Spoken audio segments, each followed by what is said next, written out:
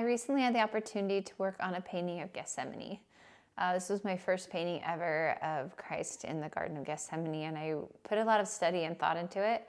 And before I did the big painting, I decided to do a small study.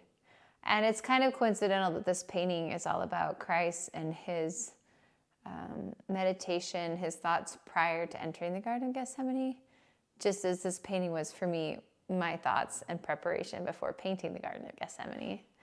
And there's two scriptures that really stood out to me, one in the book of Mark and one in the book of Matthew, where it says that Jesus began to be very sorrowful and very heavy.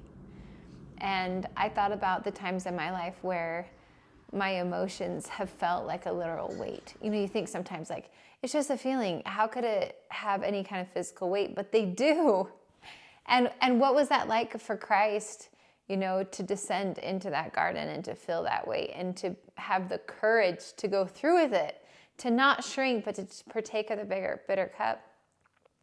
And I know that courage inspires me in my own trials and my own obstacles and my own garden experiences, that you can't walk around it and you can't stop it. You can only go through it. And the good news is because Jesus Christ suffered in the Garden of Gethsemane for all of us, none of us have to do the garden experience alone. He is there with us, and it is in our own garden experiences that Jesus Christ abides with us.